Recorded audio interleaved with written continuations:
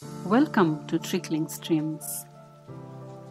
Earlier in the year, I was reflecting about the story of creation and how it relates to our work and the workplace.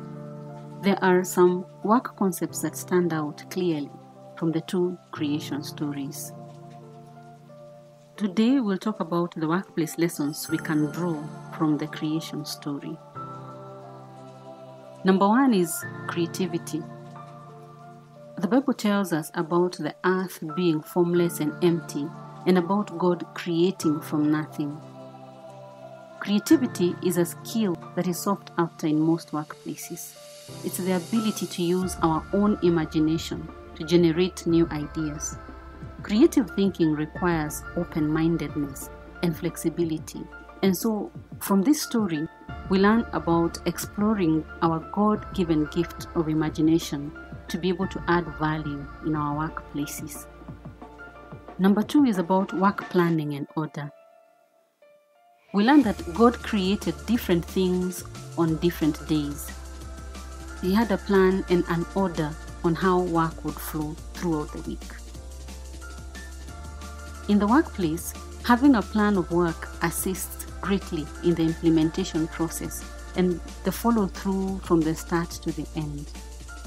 Preparation, therefore, for any task can never be underestimated. Lesson number 3 is about evaluation. In the creation story, several times there is the use of the phrase, "and God saw it was good." This means that God paused to evaluate the work for the day, and He was pleased. Evaluating our work not only helps us to take corrective action, but also provides the motivation that we need to keep going into accomplishing our tasks. Number 4 is about making adjustments or improvements.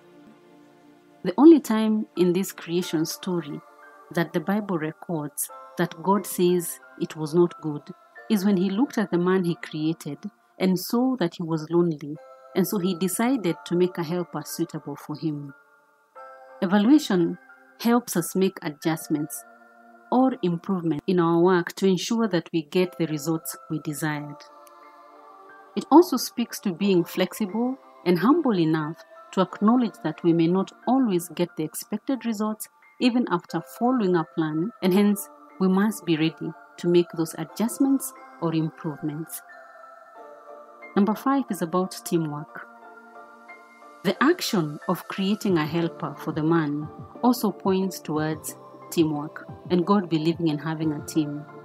After seeing that the man was lonely, God created a helper suitable for him. Workplaces depend heavily on teamwork, consultations, exchanging ideas, and definitely giving and receiving feedback. So working alongside others in the workplace is inevitable. We should then work towards cultivating a harmonious relationship with our colleagues so that we can coexist. Number 6 is the principle of delegation. God transferred the responsibility of naming the animals to the man, and the Bible says that whatever the man called each living creature, that was its name. This did not take anything away from him. Delegation of roles by the leaders to their employees communicates trust, empowers the employees, and helps increase on their productivity. It also helps leaders to focus on the strategic matters in their role. Number 7 is about work policies, rules and regulations, and their consequences. The Bible says that God commanded the man, "You're free to eat from any tree in the garden, but you must not eat from the tree of the knowledge of good and evil." Then there was a consequence. "For when you do, you shall surely die." Workplaces have policies that govern how work is done, and in essence, anywhere including our homes. There are also consequences for our actions whenever we step outside those regulations. Number 8, and my final one, is about rest. The Bible says that on the 7th day, God rested from all His work. Rest is extremely important in the workplace. Taking breaks at work as required, taking leave from work as provided, should be something we all aim to do.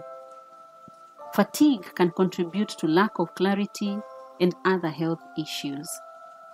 It's proven that taking breaks from work significantly increases productivity and improves on one's health. Adequate rest, therefore, is critical to be able to focus and also in decision making. Well, those are some of the lessons I pick from the creation story. Let us know which one stands out for you or which other lesson you pick from this story. If you like this video, give it a thumbs up, subscribe, and also share. This is Trickling Streams.